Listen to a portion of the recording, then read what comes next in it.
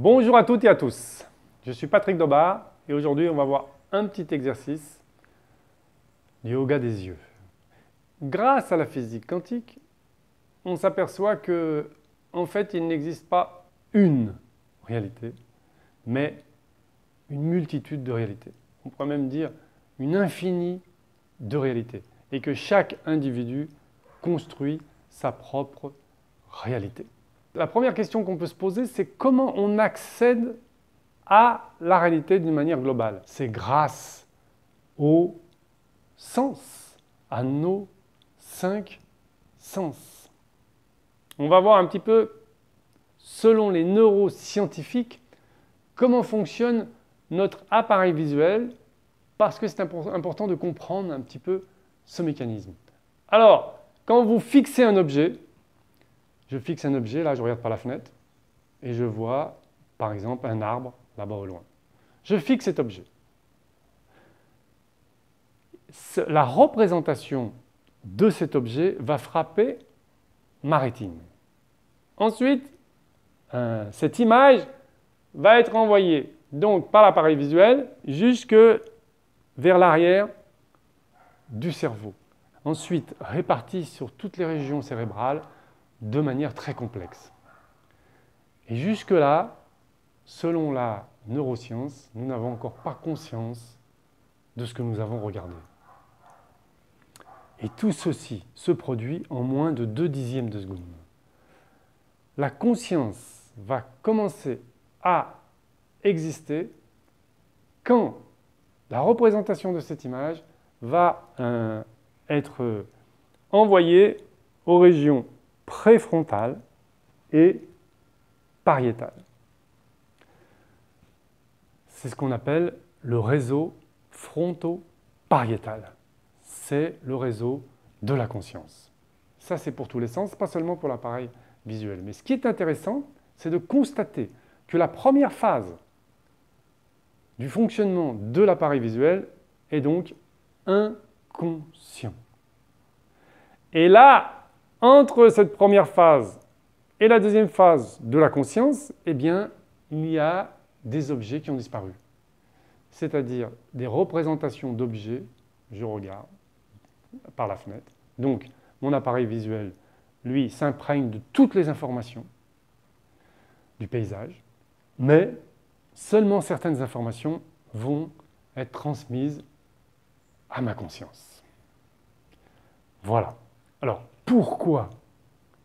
On peut imaginer que la quantité d'informations est tellement grande que le cerveau fait un certain filtre d'une manière donc de priorité, d'intérêt, et qui donc va transmettre que certaines informations à notre conscience.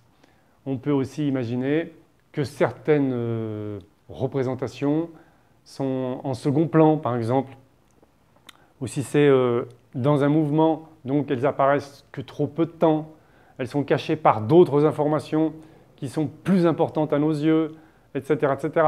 Ou alors, les mécanismes psychologiques de défense naturels que nous avons tous, heureusement d'ailleurs, parce qu'il y a certaines choses qui nous, on va dire comme ça, qui ne nous arrangent pas de voir, où on n'est pas préparé à voir certaines choses, à accéder à certaines informations, et pour nous protéger, donc, notre inconscient eh bien, occulte cette représentation. Voilà.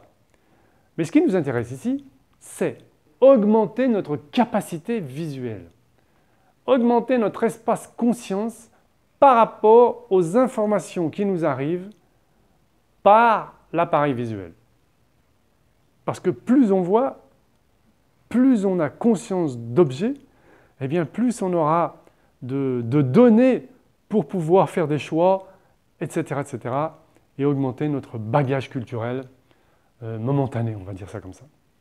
Donc, un exercice très intéressant, c'est, maintenant on est dans la pratique physiologique, mais qui aura une expansion, évidemment, vous avez deviné, au niveau philosophique.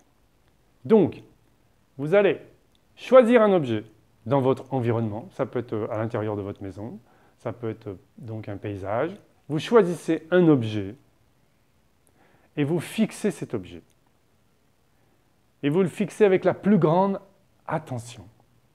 Et vous essayez de prendre conscience de tout ce qu'il compose, cet objet.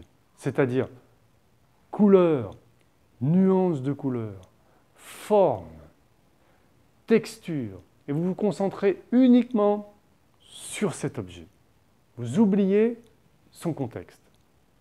Et vous essayez de capter le plus d'informations possible de cet objet. Vous relaxez votre visage, vous ouvrez votre cage thoracique et vous fixez calmement cet objet en essayant d'en extraire le plus d'informations possible.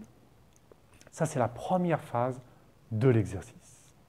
Une fois que vous avez terminé cette première phase, ça peut prendre quelques secondes, hein, c'est assez rapide, ça dépend de l'objet que vous choisissez. Donc, évidemment, si vous choisissez un tableau contemporain, ça peut être un petit peu plus long. Mais, on va commencer avec un objet simple. Ensuite, quand vous avez terminé, eh bien, vous allez continuer de fixer cet objet. Votre regard ne change pas, il continue de fixer cet objet. Mais maintenant, vous n'allez plus faire attention à cet objet. Vous allez observer le contexte, tout en continuant de regarder ce même objet. Vous allez l'oublier et vous allez percevoir tout ce qu'il y a autour. Et là, vous allez développer donc la vue, ce qu'on appelle la vue périphérique. Je regarde ici, mais en fait, je prends conscience de tout ce qu'il y a autour. Et sans regarder le contexte, vous allez voir le contexte. Et vous allez faire le même exercice que vous avez fait précédemment pour l'objet. C'est-à-dire essayer de capter le plus d'informations possible de tout ce qui se trouve autour de cet objet. Toujours relaxé, toujours concentré.